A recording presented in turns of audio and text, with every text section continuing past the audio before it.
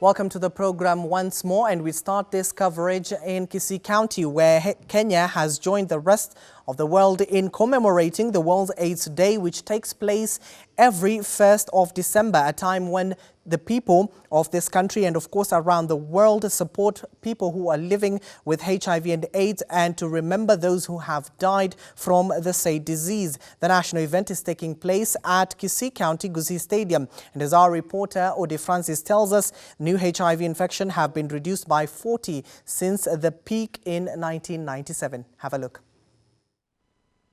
This year's theme recognizes communities because their contribution to AIDS response in Kenya is in many ways. The 2019 World AIDS Day commemoration aims to create awareness on the role of communities in HIV response at times when reduced funding and shrinking space of civil society are putting the sustainability of HIV services and advocacy efforts in jeopardy. I believe in communities. Communities make change happen. Communities are the best hope for ending AIDS because communities have fought against HIV right from the beginning. The global theme generates reasons for the contribution of the HIV and AIDS response in many different involvement in community as a stakeholder in dealing with HIV. As you can see, communities make the difference all over the world. However, the way communities are being taken for granted has to change. On World AIDS Day, UNAIDS salutes the achievements of activists and communities in the struggle against HIV. World AIDS Day in Kenya is set to take place in Kisii County at the Gusii Stadium to demonstrate the role of communities in HIV prevention, treatment and care services, and leverage on World AIDS Day to promote the UHC agenda through provision of wellness services. We remember and we honor all those whom we have lost along the way. They challenged the silence and they brought life-saving services to their communities. But the countless contributions by women and many others can never replace the responsibility of governments. There are approximately 37.9 million people across the globe with HIV and AIDS by 2018. Reports indicate that of this number, 36.2 million were adults and 1.7 million were children under the age of 15, with an estimated 1.7 million individuals worldwide becoming newly infected with HIV in 2018. 1.6 million infections were among people aged 15 and older. 160,000 infections were among children aged 0 to 14. Though AIDS-related deaths have been reduced by more than 55% since the peak in 2004, in 2018, around 770,000 people died from AIDS-related illness worldwide, compared to 1.2 million in 2010 and 1.7 million who died in 2004. For Ebro TV, I'm Ode Francis. Still on the same, AIDS-related deaths in Kenya have reduced by 50%, with the rate of the new infection reducing by 30%. A report by UNAIDS revealed that this week shows that the rates of deaths and new infections have decreased steadily over 8 years period from 2010. And as our Winnie Lubembe reports, Kenya has succeeded in reducing the epidemic through focused intervention. According to UNAIDS, Kenya has been a huge prevention success story in the African region. It is one of the first to approve the use of pre-exposure prophylaxis. As a result, new infections have fallen dramatically in recent years. In the country in 2018, 1.6 million people were living with HIV. HIV prevalence among adults between 15 and 49 years was 4.7%. 46,000 people were newly infected with HIV. 25,000 people died from an AIDS-related illness. 89% of people living with HIV knew their status, and 68% of people living with HIV were on treatment. 91% of pregnant women living with HIV have access to antiretroviral medicine to prevent transmission of the virus to their baby, preventing 11,000 new HIV infections among newborns. Early diagnosis of HIV exposed infants tasted tested for HIV before 8 weeks of age stands at 67.3%. New HIV infections among young women aged between 15 and 49 years were more than double those among young men, 11,000 new infections among young women compared to 5,000 among young men. UNAIDS Executive Director Winnie Byanyima has lauded the progress Kenya has made, saying it is a great achievement, great progress in a short time. She, however, noted that out of the 37.9 million people living with HIV and AIDS worldwide, 25 million of them, about 2/3 of the percentage, are living in sub-Saharan Africa, mainly attributing this to poverty and gender inequality. According to her, the disease is hurting poor people the most. Although awareness of HIV and AIDS in Kenya is high, many people living with HIV face levels of stigma and discrimination which prevent people accessing HIV services. The commemoration of World AIDS Day, which takes place on December 1st every year, is an important opportunity to recognize the essential role the communities have played and continue to play in the AIDS response at the international, national, and local levels. Winnie Lubembe for Ebru TV. Still within the health sector, representatives from the Kenya Clinical Officers Association are expressing their discontent on the failure of clinical officers' employers, specifically county governments, for not resolving the prolonged strikes which has been going on for 1 month now. Kaindo Stefano with more details on that story. The association has come out to rebuke the move by the county governments for not honoring the court's ruling in regard to a return to work formula for the clinical officers. Tumegundua kwamba chama chetu cha kupigania haki na mishahara ya wafanyikazi haswa kwa matabibu wetu waliitisha mgomo kama mwezi mzima uliopita, lakini imeonekana kwamba wale ambao ni waajiri ambao ni serikali za kaunti na pia wizara ya afya hawajashughulika. Led by Chair Albert Taete, they say the decision by the county government will derail health services in most counties.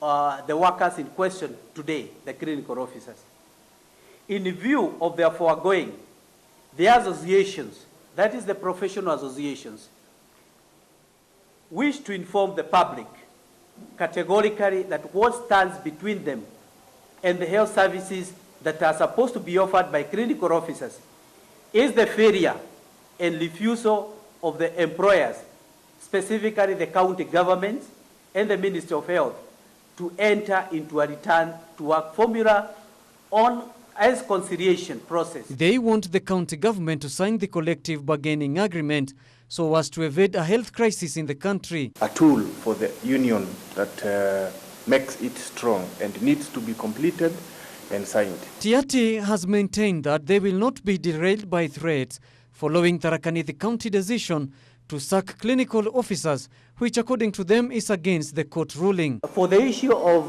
the Tharaka Nithi, we are aware that the county government has said what they say, that they are sacking all of them. But that is against what was said by the court. Reporting for Ebru TV, I'm Kaindo Stefano. To the world of politics now, Deputy President William Ruto has urged the opposition leaders to support the Building Bridges Initiative report meant to unite Kenyans. Ruto's statement comes amid jitters from a section of Raila Odinga's allies pushing for the implementation of the report through a referendum. With barely 4 days after the launch of the BBI report, political debate over the implementation of the report has heightened, with the Deputy President William Ruto calling for the leaders from across the political divide to take a common stand. Lakini kuna watu ambao hawatosheki, bado wanatafuta jinsi ya kukua na vikundi na mirengo, ati hawa wakae kona hii, wale wakae kona ile. Mimi na waulizeni jameni, for once let us find a way to implement the BBI report together. As long as it touches on the introduction of the Prime Minister, that means we are going hybrid system. Hybrid system is where we have the presidential and the parliamentary. Now, that fundamental change in the constitution requires a referendum. The Deputy President William Ruto, speaking on Sunday at Kimende in Kiambu County, said any contrary opinion on the report are going to divide the Kenyans. This comes with a section of Raila Odinga's allies supporting for the implementation of the report through a referendum. Raila Odinga allies say the current parliament cannot be trusted with the BBI report, as alleged by Caleb Amisi, the supporting member of parliament. Kiini ya BBI ni kuunganisha Wakenya. Na kwa hivyo ile imebaki ni sisi wabunge tuitekeleze. We waited for tsunami. We went to Bomas to even get swept. We were not swept. Whether you say you can twist the constitution, you can look at the lacunas and the loopholes in the constitution and take it to the parliament, it is neither here nor there. Why? The people must have a say. But according to William Ruto's allies, those calling for a referendum should stop using threats and blackmail and allow every Kenyan to voice their concerns because their opinions matters as well. Hiyo tunaambiwa ati mtatengeneza kamati ingine ya usiku, kamati ya roho chafu, ati kuja ibadilishe tena. Therefore, if you want an executive prime minister, we have no problem. Show us in the BBI report where that is provided for. It is not inclusive. It does not address inclusivity to me. Now, you are going to choose a prime minister from the opposition, people who are against you, and you want to work with him. You want to make a government together. It does not make sense. A section of the leaders from the Mount Kenya region, while holding a meeting on Saturday, agreed that Parliament is the way to implement the Building Bridges report as opposed to a referendum. Kama Mungu alisema ni yako, ni ya nani? Hata mtu akileta referendum, ama alete momentum, alete corrigendum, alete addendum, yako ni yako. Ni kweli ama si kweli? Ile mambo ambao BBI imeguza haina kipengele hata mmoja ambao ingependa kwenda kwa referendum. You are saying the president can sack the prime minister, and you are also saying the president, in consultation with the prime minister, they choose the ministers. So once the president has sacked the prime minister, and the prime minister also took part in choosing the minister, so are the ministers also going to be sacked? Because these ministers are at their courtesy of the prime minister whom you've sacked. Kenyans will have about a month to read and make an informed opinion about the 156-page document. A reporter for Ebro TV, I'm Jeff Khaemba. And away from politics, the Kenya Meteorological Department has warned that the ongoing rains will continue till the end of the year. The heavy rains have continued to pound different parts of the country, with floods continue to being a menace that has led to the destruction of houses, farms and businesses. The Meteorological Department maintains that rainfall in several parts of the country will be above normal. The department notes that the weather outlook for December 2019 indicates that most parts of the country are likely to experience above average rainfall. The department attributed heavy rains being experienced in most parts of the country to sea surface temperatures anomalies in the Indian, Atlantic and Pacific Oceans. However, the rains are expected to subside in the last week of December. The rains have wreaked havoc in several parts of the country, with landslides in West Pokot claiming 50 lives last week. For the next days, the rains are expected to pound several parts of the country. Counties falling within the highlands east of Rift Valley are also expected to experience heavy rainfall in the next 4 days.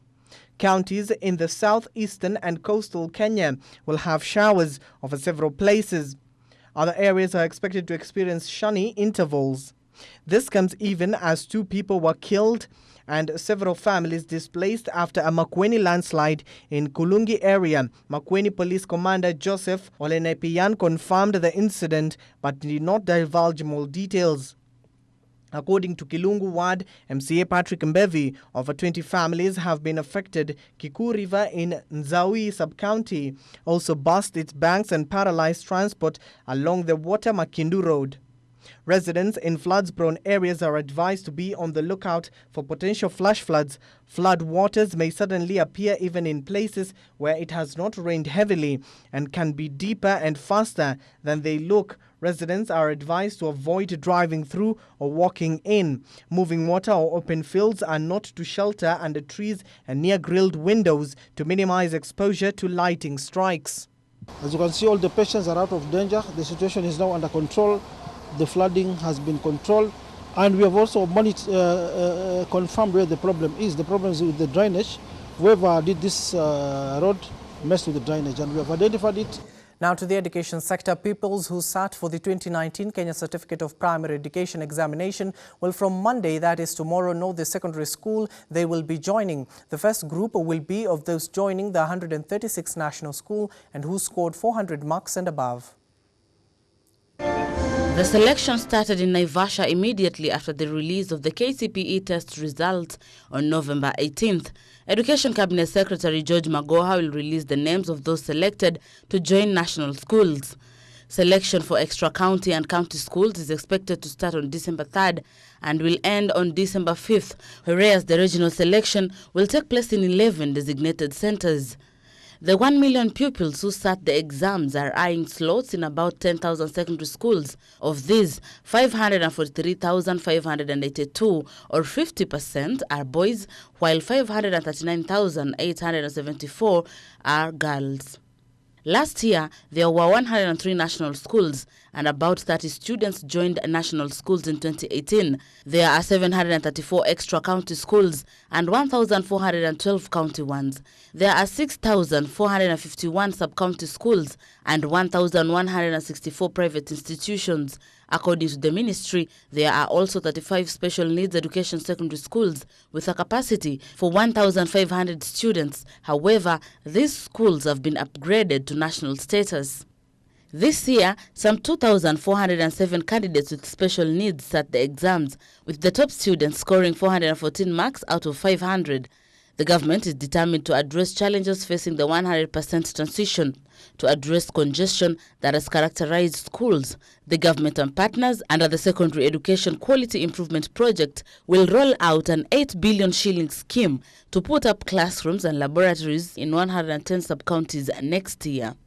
In a report tabled in the National Assembly, the then Auditor General Edward Ouko said a review of Form 1 admissions showed that the original national schools are still grappling with congestion, indicating that parents have given the upgraded institutions a wide berth. Busara Naman for Ebru TV.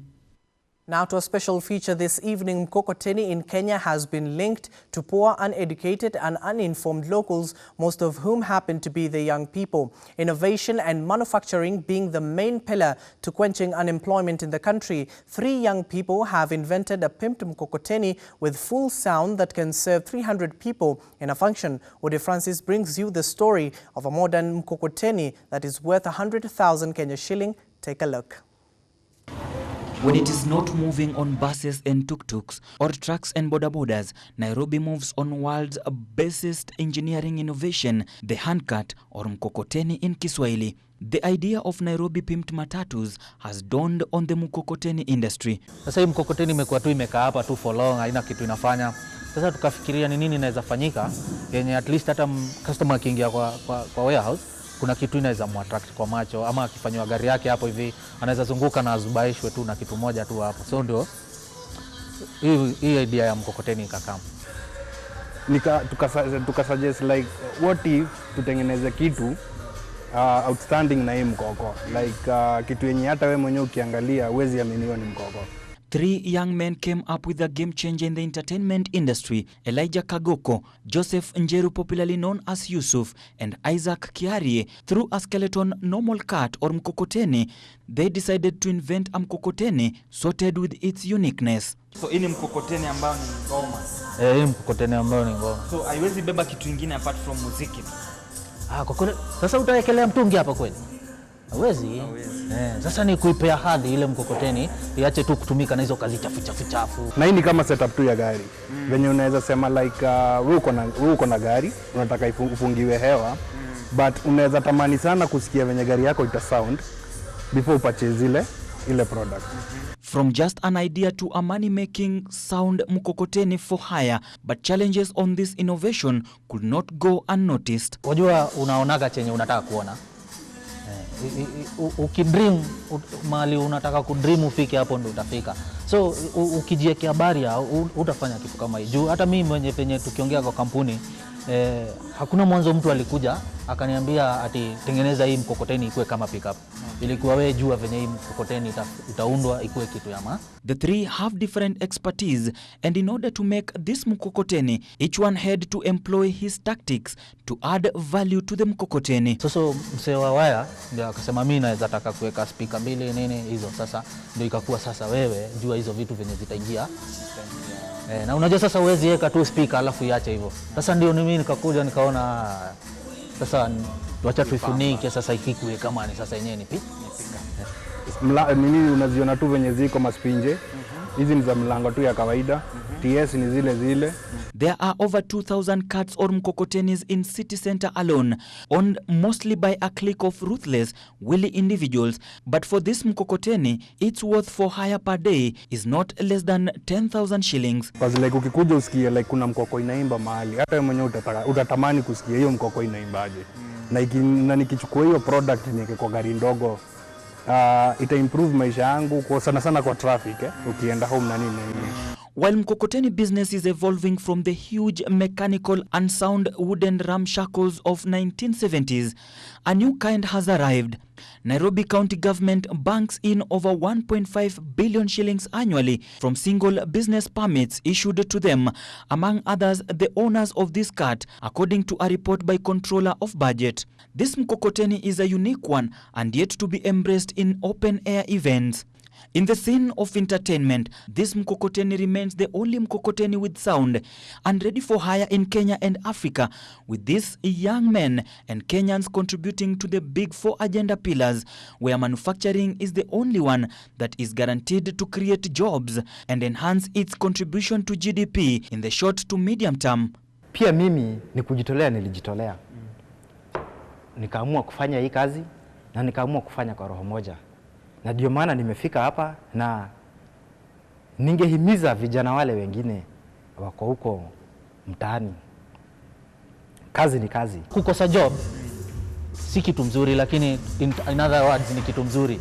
Juu kukosa job ndio inapatia innovators ideas na solution kwa life. Juu watu wengi kama hii mkokoteni lazima utengeneze speaker mbili, uweke booster, uweke vitu zako, then kwenda mahali lazima uzihaie transportation, unaona. Lakini unasukuma tu. Hii ni transportation, kila kitu hapo, na hata utalipisha kila kitu na utapewa zote zitafikia mfukoni. For Ebro TV, I'm Ode Francis. What you have just seen there, that is necessity, and they do say necessity is the mother nature of innovation. Thank you, Ode Francis, for that amicable reporting. Now, internationally, environment ministers and experts from nearly 200 countries meet in Madrid on Monday for the annual United Nations climate talks. Presided by Chile and hosted by Spain, the so-called COP25 follows a raft alarming studies and real-life evidence of climate change's potentially catastrophic fallout. This might be the last year the U.S. is part of the talks. Have a look. Rising seas, shrinking ice caps, deadly floods, fires and droughts. These aren't just future nightmares, but today's reality in many parts of our fast-warming world. More grim news this past week. The UN says greenhouse gases reached new records last year, despite global promises to slash them. Even if governments meet their current pledges, emissions may soar in the decades ahead to triple the 1.5-degree limit scientists say is crucial to avoid the most extreme effects. The thing is that today the science is really clear.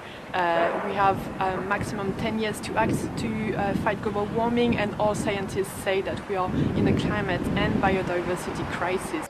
This 2-week conference sets the stage for 2020, the next 5-year deadline for countries to update their emissions-cutting targets. Some key goals here: creating effective rules for a global carbon market, allowing countries to trade emissions reductions with each other, and finalizing financing for poorer countries to respond to climate change. I think that we have enormous warning signs and enormous signs of progress at the same time, and enormous opportunity all at the same time. One big negative for those here at the conference: one of the biggest greenhouse gas emitters, the United States, is scheduled to pull out of the Paris Climate Pact next November. They're still at the table this year, but with much less leverage than would have otherwise been the case. Others, like China and India, continue to rely on polluting industries, even as they adopt renewable energy. But climate action is going local. Cities and regions are coming up with green solutions. People are calling on their governments to do more. The good news is that there is raising awareness, especially from young generations, on the fact that we can act and we have all the solutions to act. The European Union is proposing a so-called Green Deal to make the region carbon neutral by 2050. Dozens of countries elsewhere have also pledged to increase their emissions-cutting goals. WRI's David Waskow points to another positive, the cooperation between Spain and Chile in organizing this conference, showing the kind of can-do spirit countries might need to reach ambitious climate change solutions going forward. For VOA News. Well, that story marks the end of our bulletin tonight. My name is Abdiaziz Hashim, but do join us in our morning team. That is, of course, New Day with Ayub Abdikadir and Linda Alela from the team that has made this production successful. We bid you good night.